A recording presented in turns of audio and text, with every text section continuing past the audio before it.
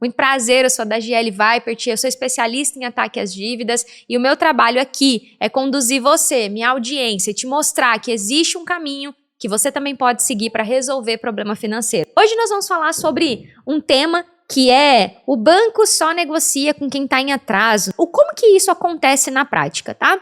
Quando a gente fala sair do caos financeiro, renegociar a dívida, parcelar a dívida, é muito comum que quem me escute pensa assim, isso não é pra mim porque eu tô com tudo em dia. Isso não é pra mim, Dade, porque, eu tenho financiamento de uma casa, eu tenho um carro, eu tenho um empréstimo consignado, mas eu tô com tudo em dia. E eu já ouvi por aí, Dade, que banco só negocia com quem tá em atraso. Então não vai funcionar para mim esse negócio. Essa parada que você fala aí é para quem já tá com tudo em atraso.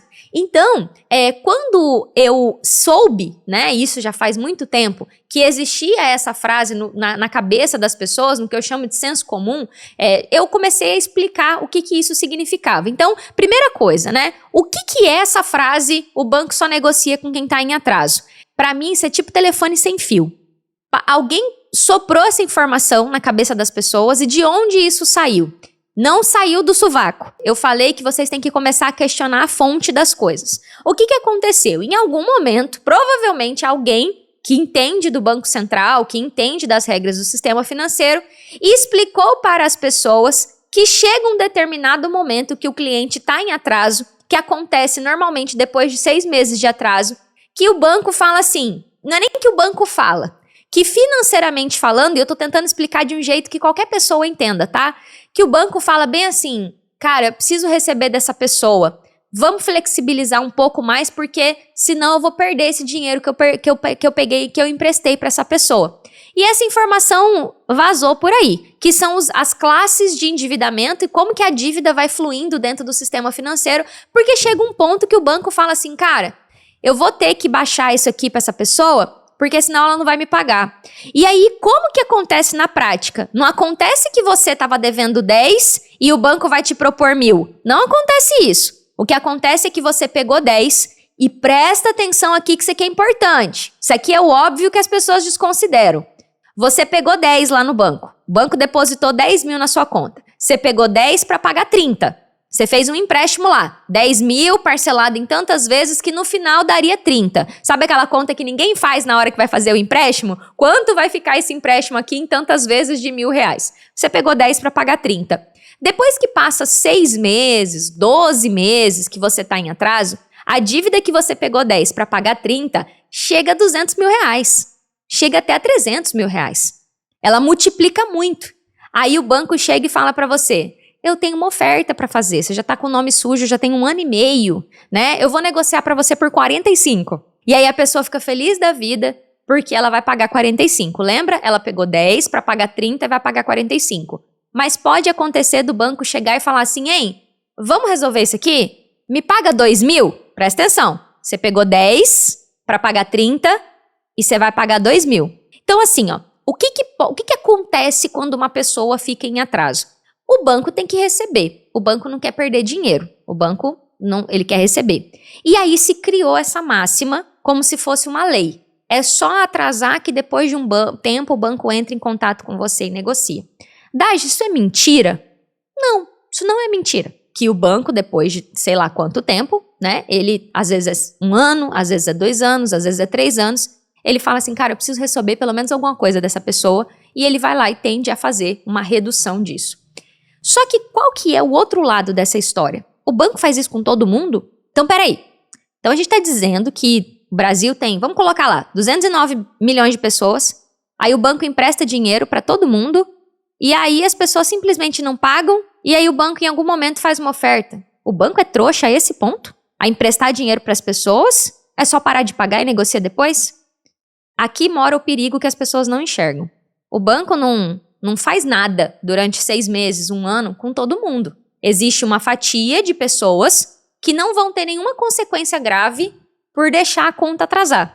Então, essa pessoa não vai ter uma consequência grave por deixar essa conta atrasar. O nome dela vai pro Serasa, o score dela no Serasa vai pro lixo, ela fica lá como aquela pessoa que ficou inadimplente 1 ano, 1 ano e meio.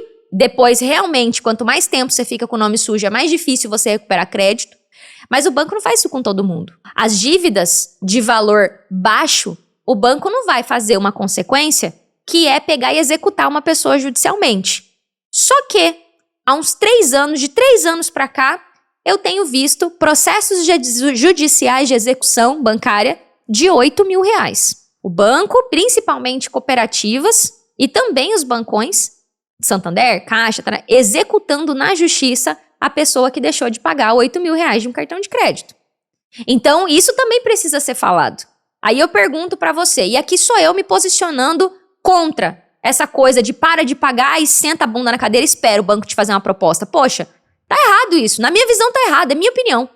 Porque pra mim não é minha opinião e não é o que você combinou com o banco. Você não combinou que você ia pagar? Agora que você não tá podendo pagar, você vai tacar o dane se não vai pagar? Então eu não concordo com isso, não prego isso aqui na minha rede social. Eu vou explicar por quê, inclusive. Então pra mim não faz nenhum sentido você sentar e esperar uma proposta do banco. É loucura. Pra mim beira loucura. Porque peraí, você quer pagar, não quer? Você quer negociar? E se você é caloteiro e não quer pagar o banco, pode sair do meu canal. Eu sou a pessoa que vai ensinar você a negociar pelo valor justo e pagar o que você deve. Porque eu sei que você quer dormir tranquilo, que você é honesto, que você quer pagar o que pegou emprestado. Não quer pagar um juro abusivo, mas quer pagar o que pegou emprestado. Só que aí, isso também precisa ser falado. Se é falado só para parar de pagar, também tem que ser falado que a pessoa pode tomar um processo judicial. E só para dar contexto para vocês, aqui nas minhas redes sociais eu falo com assalariados. Em geral, eu falo com pessoas que ganham acima de R$2, R$3.000. R$2.000 em média é o meu público aqui. Pelo menos R$2.000 por mês ganha. Aí essa pessoa ganha 2. Uma pessoa que ganha 2 já tem um limite de 10, 15, 20. Galera que me acompanha tá devendo 3, 4, 5 cartões de crédito e somando tudo dá 100 mil, 200 mil só de cartão. Às vezes é 50 mil de cartão, 20 mil de cartão, 100 mil de consignado. Cada pessoa tem uma dívida, mas eu preciso também falar desse risco. Existe o risco de processo judicial. E mais importante do que isso, o que acontece se essa pessoa só para de pagar e não faz nada efetivamente ali para negociar com o banco? Essa pessoa não fica em paz. E foi isso que eu percebi. E aqui eu preciso ser muito honesta. Eu já fui a pessoa que lá em 2020, 2019 falava, gente, se você tá devendo o cartão, você vai suspender o pagamento. E aí vai esperar um tempo. Só que eu nunca falei sobre esperar. Eu sempre falei que o mundo ideal era você procurar o banco com técnica e estratégia. Então assim, eu não tô aqui para dizer para vocês se funciona, se não funciona. Eu tô aqui para dizer que eu da GL escolhi não mostrar esse caminho para as pessoas. Eu escolhi não mostrar vírgula, né? Porque eu tô falando aqui. Eu escolhi dizer para as pessoas, gente, se parar de pagar, o nome vai pro Serasa e aí pode ser que o banco te execute. É muito provável, inclusive, porque os bancos hoje eles estão executando cada vez mais rápido. Existe uma lei que mudou recentemente, que é a Lei das Garantias, e que está acelerando o processo de execução. Hoje em dia você toma uma casa e um carro de uma pessoa muito fácil. Não precisa mais de um processo demorado. Você faz uma ação de execução de título extrajudicial e ela é muito rápida. Entre o banco executar e a pessoa receber a citação do juiz e já ter penhora de salário, inclusive, porque tem juiz hoje que aprova a penhora de X% do salário, e eu não quero entrar aqui nesse caos de processo judicial, mas acontece. Aí eu olho para tudo isso e falo assim, cara, não faz muito sentido. Então, de onde saiu essa máxima? O banco só negocia com quem está em atraso. Saiu dessa informação que em algum momento veio para o mundo, seja através da internet, seja através de uma conversa, até mesmo de dentro dos funcionários do banco. E agora eu vou contar uma coisa para vocês. Então eu expliquei para vocês de onde que isso surgiu, né? Então isso tá lá nas regras do Banco Central, que explica como é que o banco tem que fazer quando ele tem inadimplência, porque um banco, ele é obrigado a informar para o Banco Central a inadimplência dele. Ele tem que dizer para o Banco Central, eu emprestei dinheiro para Maria e a Maria não me pagou. Ele é obrigado a passar essa informação. Então, essa máxima existe. Só que aí o que acontece? Eu fui funcionária de banco, vocês vão conhecer a minha história, eu trabalhei no HSBC e no Santander e eu fui funcionária de banco, então eu trabalhei lá dentro do banco. O que a gente, muitas vezes como funcionário de banco, sabia? A gente sabia que se uma pessoa fica em atraso, a gente tentava muitas vezes negociar com o cliente ali, diretamente com o cliente, não conseguia oferecer alguma coisa ali para o cliente e aí, mesmo sem poder... E aí o que eu vou falar aqui agora é aquelas coisas que eu falo aqui na internet, eu falo assim, tomara que ninguém me mate por falar isso na internet, mas é a realidade. O funcionário fica tão desesperado muitas vezes, e eu tô falando do funcionário, o banco não fala para fazer isso, mas o funcionário praticamente cochicha pro cliente assim, Esquece que, cara, o banco não vai negociar com você, não. O banco só negocia depois que tem um monte de dia de atraso. Sabe a história do telefone sem fio? Que eu comecei falando pra vocês? Virou um grande telefone sem fio. Aí, ao invés de alguém, né, que é um pouco do que eu me proponho a fazer aqui, explicar pras pessoas o que é uma negociação, como é que funciona uma negociação, como é que faz uma negociação, né? O papo virou esse, banco só negocia com quem tá em atraso. Então, assim, eu sei que parece até piada o que eu tô falando pra vocês, mas essa história de banco só negocia com quem tá em atraso é meio que uma fofoca. É verdade? É claro que, como eu falei, tem um fundo de verdade. Se você atrasa, mas qual é a linha que eu vou pegar aqui pra vocês? Não faz sentido. E aí, pra mim, é sentido mesmo, gente. É questão de lógica. Não faz sentido eu estar com um problema financeiro e eu fazer isso aqui. Vou até levantar um pouquinho. Vou encenar aqui pra vocês. Tô com um problema financeiro. Então, vamos lá. Tô com um problema financeiro. Aí eu pego, né? Tô com problema financeiro. Aí eu sento, cruzo a minha perna, relaxo na minha cadeira, vou esperar. Não faz sentido. Você não precisa ser nada muito inteligente pra você pensar que isso não tem lógica. Se eu tenho um problema com você, eu vou chegar pra você e vou falar assim: oi, Neidmar, tudo bem? Neidmar, eu me chamo Dagiele, sou uma especialista em ataque às dívidas. E Neidmar, eu prometi hoje pra você que eu ia te entregar aqui um conteúdo de banco só negocia com quem tá em atraso, mas eu tive um problema, eu passei mal hoje de manhã, cheguei a ter uma ânsia, tô me sentindo muito mal e eu vou precisar reorganizar isso com você. Tem como eu fazer essa live pra você na quinta-feira, uma parte, e a outra parte na segunda que vem? Pode ser, Neidmar, você aceita? Aí pode ser que o Neidmar vai olhar pra mim e vai falar bem assim: pô, Dagiele, cara, a gente não combinou, Dagiele, que você ia fazer hoje a live? Agora você me manda mensagem e fala que você quer fazer quinta e segunda-feira? Palhaçada, eu não vou fazer, Dagi, não vou fazer. Vem e faz hoje. Percebe que eu tô dando um exemplo bobinho aqui pra vocês, mas que é a parada da dívida? Mas percebe que ao invés de eu dizer assim: ah, não vou fazer essa live, você que se lasque, Neidmar. Não, eu sento com o Neidmar e falo: Neidmar, aconteceu isso. Aconteceu desse jeito. Olha aqui como é que tá a minha situação, né? Olha, Neidmar, olha aqui o exame que eu fiz. Ó, tô doente mesmo, eu não vou poder entrar na live, né? E aí a gente chama isso de ter uma conversa estruturada com o banco, e normalmente isso não é verbal, isso é por escrito, tá? Onde você toma a iniciativa de procurar o Neidmar, que eu usei de exemplo aqui, mas que é o banco. Então, assim, percebe como agora eu explicando pra vocês essa inversão parece mais lógico. Só que quando eu falo isso pra vocês, o que vão responder pra mim? Ah, Dagi, eu já tentei negociar com o banco. Eu já tentei ir lá pedir ajuda, dizer que... Ah, Dagi, isso aí não funciona. Isso aí é lorota, é marmelada. Eu já tentei. Você já tentou. Eu acredito que você já tentou fazer alguma coisa pra sair da dívida. Ninguém que me acha aqui nunca tentou fazer nada. Só que você tentou fazer sem entender muitas vezes o como fazer isso do jeito correto. Você tentou usando seu gogó. Você tentou falando com a pessoa errada. Você tentou, por exemplo, vou te dar um exemplo aqui bem simples assim. Eu preciso pegar uma correspondência lá no meu prédio. Se eu mandar mensagem pro cara que entrega a correspondência, ele vai dizer assim: não, Dagi, não posso. Tem que pegar só você. Não adianta você pedir pra sua amiga vir aqui buscar, porque é só você que pode pegar, você que é proprietária.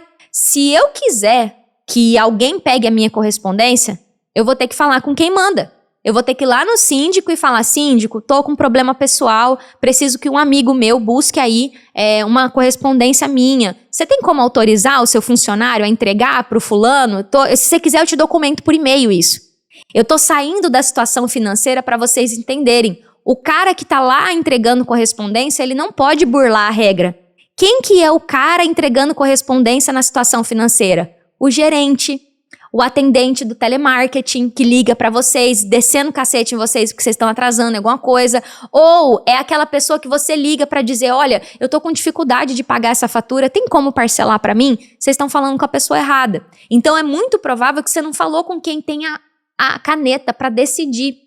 E como é que eu chego, Dagi? Quem é essa pessoa que tem essa caneta? Pois é aí que a coisa começa a ficar um pouco mais complexa, porque dentro da estrutura do banco, né, quando eu falo da importância de fazer por escrito, essa pessoa que tem esse poder de decisão sobre a sua negociação não é alguém acessível, não é um WhatsApp, não é um e-mail. É difícil chegar em quem tem o poder de decisão com relação a fazer uma renegociação para você, reduzir o juro. Aí fica muito mais fácil do cara que tá lá entregando encomenda olhar para mim e falar assim: ó, dona Dagiele, não adianta mandar mensagem para mim não, porque só entrega encomenda pro dono do imóvel. Não entrega encomenda para terceiro. Pá, tchau. O banco só negocia em atraso. Aí quando eu ligo pro síndico, ele fala assim: então, dona Dagiele, vamos fazer o seguinte, faz um e-mail para mim com o seu documento, manda uma cópia do seu documento, manda o documento de quem vai pegar a correspondência, que eu vou autorizar que o funcionário entregue. Mas percebe que eu consegui falar ali com o síndico? Então quem que é o síndico das dívidas? O banco é muito grande, turma. E o banco, ele é dividido em várias áreas. Então quando você está devendo cartão de crédito, a negociação de cartão de crédito vai ter um jeito, por isso que eu falo que são os bastidores do banco, onde você consegue fazer uma proposta chegar para um nível de hierarquia maior. Eu chamo isso de hierarquia do sistema financeiro, onde você consegue levar o seu pedido de negociação para quem tem um pouco mais de poder para negociar. Percebe que quando eu trago esse tema, o banco só negocia com quem está em atraso, é porque tudo que eu acredito que você conhece até hoje a respeito de negociação de dívida é falar com quem não tem o poder de te ajudar. E não é porque você é burro, porque você é desinformado, não. É porque o dia que eu decidi vir para a internet para ensinar o que é seu direito, o que está disponível para você se defender de tudo isso que está acontecendo e conseguir uma negociação, foi porque eu sabia que as pessoas não sabiam fazer isso. E agora eu quero dar um exemplo um pouco mais simples para vocês. Ontem aconteceu uma coisa estranha comigo. Eu abri o meu e-mail e tá lá: o banco tal consultou seu nome no Serasa. Eu olhei e falei assim: eu não tenho conta nesse banco. Por que esse banco está consultando o meu nome no Serasa? A Dagi, que entende de finanças, é muito óbvio para mim como é que eu faço uma reclamação a respeito disso. Eu sei que esse banco infringiu uma lei, que é a Lei Geral de Proteção de Dados. Eu não dei meus dados para eles. Por que eles estão consultando meu nome no Serasa? Eu poderia ir reclamar no Serasa? Não, o Serasa é uma mera empresa privada que oferece esse serviço para as empresas. E para mim foi muito fácil entrar no site do Banco Central, abrir uma reclamação e falar: solicito esclarecimento de por que esse banco está consultando meu nome. Quero esclarecimento, senão eu vou acionar eles na justiça por estar usando meus dados sem minha autorização. Demorou 5 minutos para eu fazer isso. E eu tô falando de uma coisa banal aqui, que é alguém consultar o meu nome e eu não sei por que consultou. Não, eles não podem fazer isso, eu não autorizei. E aí percebe que para mim, que conheço o sistema, demorou 5 minutos. Quantas vezes vocês já tiveram consulta no nome de vocês, o Serasa, ou alguma empresa ligou oferecendo crédito para vocês e vocês não têm a menor ideia como é que essa empresa conseguiu seu telefone? Como é que eles têm seus dados? Por quê? Porque muitas vezes não conhece os direitos. E eu tô dizendo isso para você partir essa aula aqui, ela tem que servir para uma coisa na vida de vocês. Se você começou a me acompanhar, é o mínimo que eu espero de quem me acompanha. Que você comece a questionar tudo que você acha que você sabe que funciona para resolver problema financeiro, para fazer o salário sobrar, para negociar, para renegociar. Se você não... Eu não tô nem dizendo para você, tudo que você sabe tá errado. Não, eu tô te fazendo uma provocação. Será que não tá na hora de você começar a questionar se o seu jeito realmente é o jeito certo? E se realmente o jeito que você tá fazendo as coisas é o verdadeiro? É o que funciona? É o que gera resultado? E aí tem uma frase que eu sou bem dura pra falar, o pessoal fica chateado comigo. Mas eu vou falar. Se seu jeito tivesse funcionando, você não tava me assistindo, cara. Se seu jeito tivesse dando certo, você não tava aqui precisando ouvir alguém da área de finanças.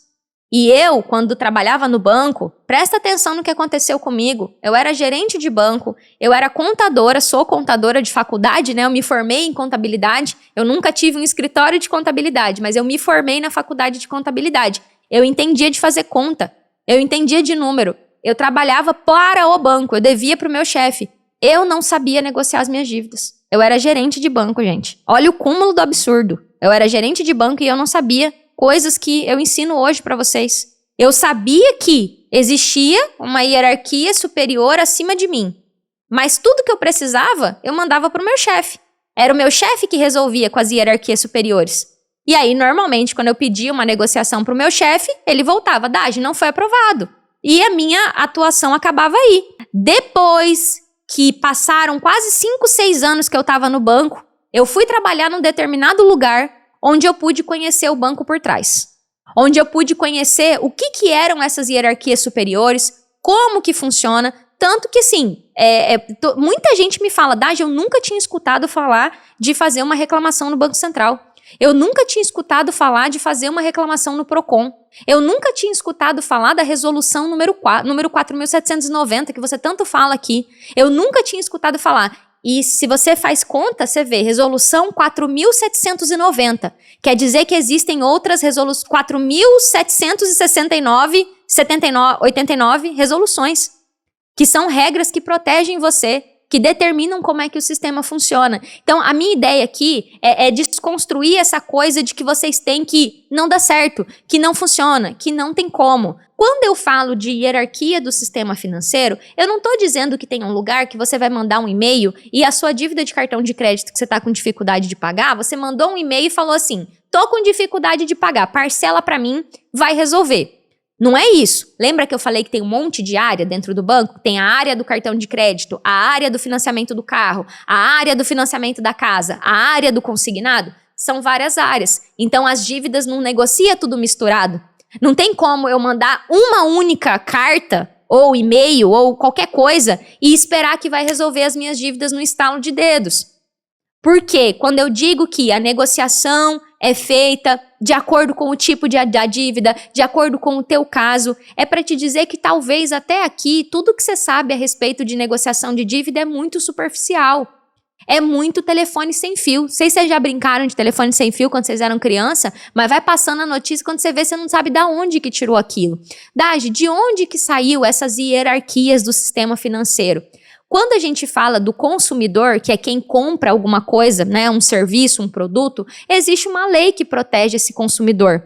E dentro do sistema bancário, especificadamente, existe o Banco Central, que uma das funções dele é garantir que as regras sejam cumpridas pelos bancos. Então, quando eu falo que você não é obrigado a pagar a tarifa, é porque o Banco Central determinou em 2010 que todo mundo tem direito de ter uma conta de graça. No pacote essencial, resolução 3.919 do Banco Central. E se o banco olha para você e fala assim, tarifa zero não existe, só 12,90. Pelo menos 12,90 tem que pagar. O que o banco está fazendo? Ele está infringindo uma regra. Então, o Banco Central foi lá e falou, bancos, a partir de hoje, por conta da resolução 3.919, eu determino que você ofereça conta de graça. E o nome dessa conta de graça é pacote essencial. Aí, aqui está o Banco Central. Aí aqui está você. Aí você vai lá no banco para pedir. E aqui sou eu o gerente. Não tem como, só 12,90. Aí você vai ter que vir aqui para o Banco Central e falar, oi, Banco Central, o gerente me falou que eu tenho que pagar 12,90, ele está me negando o pacote essencial. Então, todas as vezes que eu vou reclamar alguma coisa ou pedir alguma coisa para o Banco Central, ou que seja para o Procon, que é um órgão de defesa do consumidor, eu preciso ter um fundamento para pedir isso. Eu preciso ter uma regra, um argumento, alguma coisa que me permita que eu vá pedir aquilo. E são muitas regras. Ontem eu estava observando a galera dos haters, né? Falando que, você não fala como resolver, você não fala como resolver. Eu entendo que eles ficam angustiados. É porque as pessoas esperam que tenha uma solução mágica. Em 5 minutos que eu tô falando de resolução, eu já falei 2 resoluções. E não existe uma resolução específica que fala assim, para negociar a dívida é essa. Para negociar o... Não existe. Então, o que você faz, Daj? Eu faço receita que eu falo. Como é que eu junto essa resolução com essa regra, com isso, e a gente junta, aplica para o caso da pessoa e consegue êxito na negociação que todos os meus alunos têm? Entendendo o caso da pessoa, entendendo as regras do sistema financeiro. E o que eu quero trazer conscientização hoje para você? Que o caos financeiro que você está hoje, sim, ele é causado por desordem financeira. Ele é causado por dar um passo maior do que a perna? Mas ele também é causado por uma ignorância. Eu não quero ser grosseira aqui com você, tá? É uma ignorância que eu, trabalhando lá dentro do banco, tinha. É uma falta de conhecimento, é um desconhecimento a respeito do que é seu direito e do que é seu dever também. Porque a Daj não é a pessoa que bota o dedo na cara do banco e diz que o banco é filho da mãe. O banco é uma empresa privada que visa ganhar dinheiro. Visa lucro, que é o nome da palavra ganhar dinheiro, né? Visa lucro, é uma empresa privada.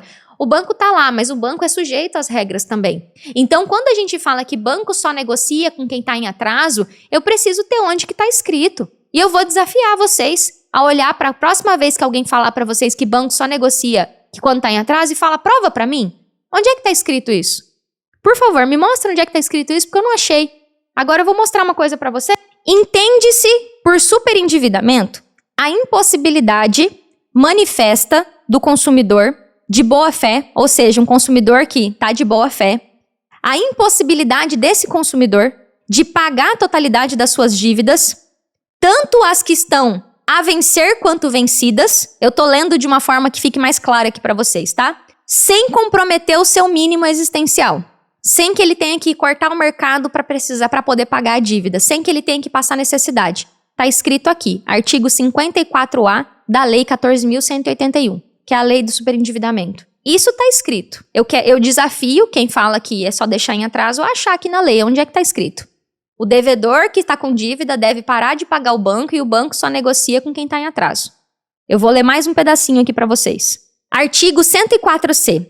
Compete, que é de competência, concorrente facultativamente. O que quer dizer? Ao mesmo tempo, aos órgãos públicos integrantes do Sistema Nacional de Defesa do Consumidor, a fase conciliatória. O que é fase conciliatória? Quando a gente tenta fazer uma conciliação, uma negociação amigável. A fase conciliatória e preventiva da repactuação de dívida. Está escrito aqui. Compete, concorrente facultativamente, aos órgãos integrantes do Sistema Nacional, a fase conciliatória. Então, assim, ao invés de eu vir aqui, e normalmente eu venho, às vezes, falando de alguma coisa de um jeito mais brabo, né? Eu dou uns gritos aqui, bato na mesa. Ao invés de eu vir aqui e ficar falando pra você, por que isso, por que isso, porque fulano fala assim. Cara, eu prefiro matar a cobra e mostrar a cobra morta. Quer dizer, tá aqui. Então, o que eu gostaria que hoje ficasse para vocês? Daj, então essa coisa do banco negocia só quem tá em atraso é um telefone sem fio. Agora, qual é meu próximo passo? Porque aonde que eu vejo que é o grande problema desse assunto? Por as pessoas acharem isso, e qual é o problema delas acharem isso? A boa parte das pessoas que estão em dia, elas acabam se matando para manter tudo em dia, a um custo muito alto de juro, de sofrimento, de vida, porque são pessoas honestas. E eu sei que são essas pessoas que me acompanham, que não quer dar calote no banco, que não quer sentir que tá devendo e tá fazendo coisa errada. E a um custo muito alto, essa pessoa fica em dia, porque ela não sabe como é que faz sem ser deixando atrasar. E ela não quer deixar atrasar. E o que eu não quero que vocês fiquem? Que vocês fiquem loucos, querendo entender cada vírgula. Eu li traduzindo para vocês um pouco o que está escrito na lei do superendividamento. Que são esses dois pedacinhos que eu acho muito importante. Que, peraí, o consumidor ele tem que se atestar que está numa situação complicada, que ele tem que manifestar que ele está numa situação de superendividamento e tem a competência dos órgãos de defesa do consumidor de auxiliar na fase de conciliação. Auxiliar não é resolver com um e-mail. Tem forma certa de fazer isso. Então, quando eu mostro isso para você, para que você que está se matando para manter tudo em dia, jogue fora essa frase e fala assim, cara, eu tô aberto a aprender de outro jeito. Porque quando a gente entende que eu tô errando por isso, e eu gostaria muito de hoje conseguir tirar um fardo das costas de quem tá com tudo em dia. Porque essa pessoa que tá com tudo em dia e não quer atrasar, ela tá sofrendo. Ela não tá bem. Ela tá carregando um fardo muito grande de todo mês pagar o cartão e falar, cara, eu vou pagar o cartão e vou ter que pagar tudo no cartão de crédito, inclusive as minhas contas de consumo. Eu vou ter que pagar luz no Recarga Pay, PicPay, 99Pay, PicPay, todos esses Pays aí que dá pra pagar conta com cartão de crédito. E a pessoa fica rolando dívida, e depois ela faz um empréstimo, e depois ela renova o consignado. A vida dessa pessoa vira um inferno, porque quanto mais crédito ela gasta, mais crédito dão pra ela.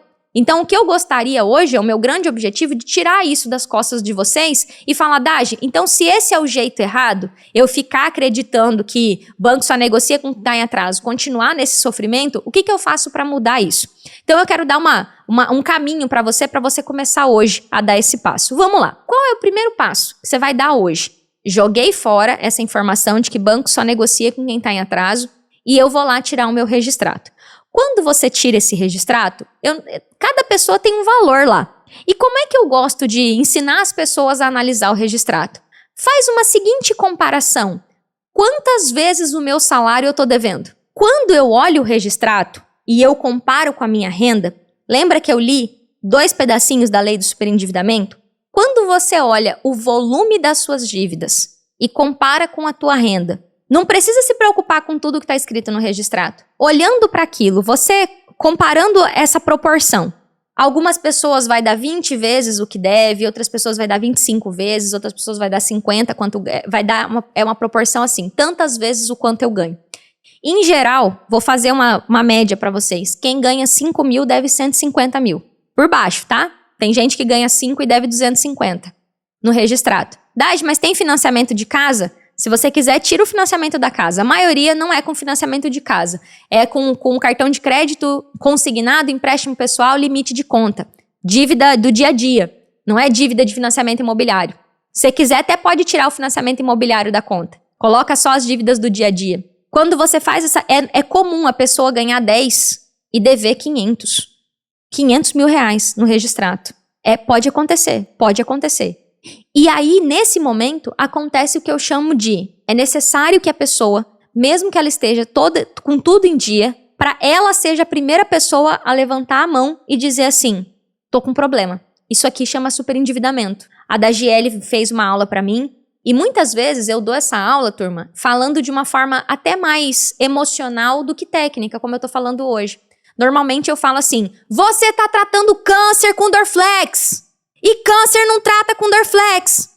Quero ver se tivesse alguém que você ama, que tá com câncer, e a pessoa chegasse e falasse pra você, o médico me deu Dorflex pra tratar meu câncer. Você ia ficar louco. Você ia denunciar esse médico pro Conselho de Medicina.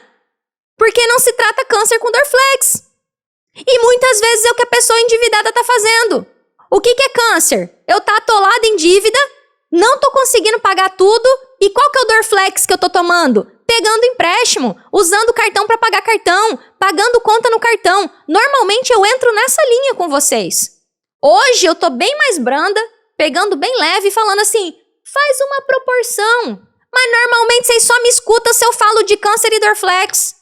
Porque quando você pegar seu registrato, você vai ver. E você tem que ser a primeira pessoa a falar, eu estou com problema. Quando a Dagiele vai lá e fala, pega o registrato, é para dizer, o registrato é um exame. É a biópsia da vida financeira. Fazendo uma analogia com o câncer. Cara, vamos analisar esse problema. Vamos ver o tamanho dele? Não é isso que o pessoal faz quando você tem um nódulo, alguma coisa? Qual que é o tamanho disso aí? Ó, tá medindo tanto, o volume é esse. Com dívida, a galera só olha pra mim e fala que não tem como negociar. Porque banco só negocia com quem tá aí atrás e a pessoa tá com câncer, morrendo, tomando Dorflex, pegando empréstimo toda vez que falta dinheiro pra pagar o cartão. Então, normalmente, quando eu falo brando e falo técnico, as pessoas não escutam. Porque isso aí tem no Google. Tem um monte de gente aí falando. Ah, você tá endividado, você tá com problema financeiro. Mas falando técnico, cara, primeira coisa, você vai pegar teu registrato. Pega o teu registrato, ele é seu exame. É horrível olhar um exame ruim, né? Eu sei, é horrível. Mas eu preciso encarar isso em algum momento. Quanto tá custando não olhar? Quanto tá custando não saber? Dade, qual que é a segunda coisa que pode ser feita? O segundo passo que você recomendaria? Eu recomendo que vocês leiam, nem que seja por cima. Porque eu sei que é difícil ler uma lei. A lei do superendividamento. Vai lá e pega a lei do superendividamento. Dá uma olhada. Dade, mas eu vou ter que entrar na justiça? É o oposto do que eu falei pra vocês. É o oposto entrar na justiça. Eu falei, ó, vê aqui que compete, concorrente, facultativamente, a fase conciliatória. Eu gostaria sim de recomendar que você desse uma olhada. Pelo menos pra você falar, peraí, a Dade não tá tirando da barriga dela essa ideia de que eu posso parcelar as minhas dívidas em 60 vezes sem juros. Então, como eu falei, para mim, o jeito errado é a pessoa ficar tratando câncer com Dorflex. E o jeito certo é a pessoa falar assim, eu me dou o benefício da dúvida e vou começar a aprender esse jeito certo. Então, a Dage, quando eu venho aqui pra internet e falo sobre, olha, negociar na etapa amigável, sem precisar entrar na justiça, sem precisar contratar um advogado, é com base no que já existe de regra. E aí a gente tem a fase de negociação, que para chegar na fase de negociação, eu preciso ter clareza no meu caso e eu preciso me preparar com o documento. Eu preciso saber quais são os contratos que eu assinei. E a resolução 5004 do Banco Central faz com que o banco entregue esses documentos para você. Então você precisa saber o que você assinou. E como start desse caminho, e eu quero dar mais esse passo aqui, então percebe que eu falei sobre tirar o registrato, falei sobre a lei do superendividamento, e eu quero falar sobre uma terceira coisa. Então assim, ó, quando eu entendi aqui que então eu jogo fora a máxima do preciso atrasar, banco só negocia com quem está em atraso. Eu começo a entender o meu caso. Qual que é um terceiro passo possível, que aí é onde eu entro e falo? Enquanto o banco tiver acesso a todo o seu dinheiro, a tudo que você ganha, vai ficar mais difícil negociar. Muitas vezes a gente sabe aquela coisa de separa a briga? Sabe quando tem dois cachorros brigando? E às vezes a primeira coisa que você tem que fazer é conseguir separar a briga, pegar pelo menos um de cada lado e separar a briga. Cara, separa a briga. Muitas vezes vocês estão entranhados com o banco de um jeito que, por mais que vocês tentem fazer alguma coisa, vocês entraram num looping. De o banco entra dinheiro e sai dinheiro, entra dinheiro e sai dinheiro, entra dinheiro e sai dinheiro. E normalmente, um dos primeiros passos que a gente precisa ter é essa clareza de, cara, eu preciso desentranhar a minha vida desse banco um pouco. E isso é feito através da proteção salarial, que é um dos temas que eu vou falar nos próximos dias.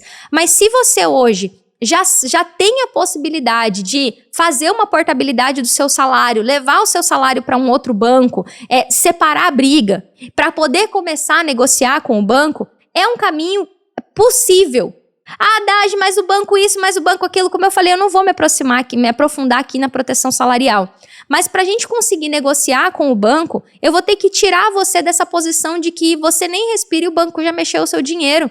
Eu vou ter que afastar a briga, falar, cara, separa um pouco. Para tirar você do meio do embrolho financeiro e falar assim, cara, vamos olhar aqui para o problema e ver o que é possível fazer. Vamos começar a organizar essa grande bagunça. Porque se a gente conversar aqui profundamente, você sabe que se instaurou uma profunda bagunça aí na sua vida financeira. É muita bagunça, são muitos contratos, é muita coisa, é muito banco. É 2, 3, 4 cartões, é 3, 4, 5, 6 empréstimos. É bastante coisa pra gente embolar aí, pra gente desembolar aí. E é mesmo, e eu não vou ficar aqui falando pra vocês que mamão com açúcar é fácil, é rápido, é simples.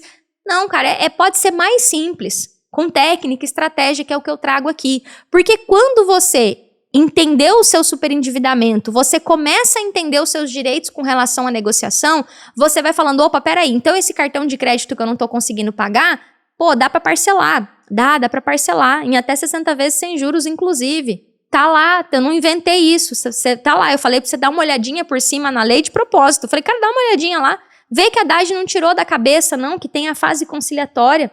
Agora, se você já der esses primeiros passos e conseguir já fazer, eu nem vou aprofundar aqui na proteção salarial, vou entrar aqui bem específico na portabilidade de salário. Você já conseguir fazer uma portabilidade de salário, a gente avançou um pouquinho. A gente andou um pouquinho para frente, a gente andou um pouquinho mais. Porque quando você começa a entender que o jeito tradicional de negociar é mas que existe um outro jeito que exige sim que você entenda, que você comece a se aprofundar na sua situação, que você tenha o teu registrado, vai ficando mais claro para você por que é possível negociar. Então não tem nenhum segredo escondido. Se eu sei que existem leis e regras que me protegem e eu quero negociar de forma honesta, eu vou ter que, em cada dívida que eu tenho, entender o que é possível ser feito nela. Quando eu falo de um cartão de crédito, é falar sobre parcelar essa dívida em mais vezes, com um juro bem baixo. Se for possível, até sem juros. Quando eu falo do limite negativo da conta, também de parcelar em até 60 vezes e até, em alguns casos, sem juros. Mas se não for possível, sem juros, com o menor juro possível. Quando eu falo de um empréstimo, eu peguei 10 para pagar 30. Lembra que eu dei esse exemplo lá? Pô, pegar 10 para pagar 30, eu tô falando de 3 vezes mais. Acho que é um juro um pouco salgado. E se a gente fechar, peguei 10 para pagar 17, é mais razoável? 15? Pô, 15 é razoável, eu tô falando de 5 mil de juro em cima. Ao longo do tempo, beleza, vamos fechar 15 então? E aí eu tô falando de encontrar um meio termo dentro de um contrato de empréstimo pessoal. Dagi no consignado. No consignado a gente vai buscar ajustar prazo se for possível, reduzir juros se for possível, principalmente parar de fazer. Parar de renovar consignado porque falta dinheiro para pagar o cartão de crédito. E aí a cada dívida, percebe que eu peguei as principais aqui, a cada dívida eu vou entendendo no meu caso aonde que tá o problema. Por isso que não tem uma resposta mágica de, o empréstimo negocia assim. Cara, depende de qual empréstimo, como que é a característica desse empréstimo, o que aconteceu nesse empréstimo. Percebe que tem essas nuances aqui no meio do caminho? Que aí eu entendendo o meu caso, você vai entendendo as possibilidades que se encaixam pro teu caso. Porque teu caso é único mesmo. Se você acha que seu caso é diferente, eu vou dizer que seu caso é mesmo, porque ninguém tem teu CPF. Só que seu caso sendo diferente ou igual, a resolução existe para ele do mesmo jeito. A resolução não falo de sentido de resolver. O jeito de resolver existe para ele do mesmo jeito. Então eu espero de verdade que a aula de hoje tenha ajudado vocês. Se a aula ajudou, comenta aqui para mim nos comentários que ajudou, que foi útil, que serviu. Eu vou amar saber que tá fazendo algo de diferente na vida de vocês, estar aqui participando dessas aulas. E eu espero de verdade que a cada dia, um passo de cada vez, uma atitude por dia, já tenha começado a transformação da sua nova vida, fora do caos financeiro e com salário sobrando. Muito obrigada pela presença de vocês.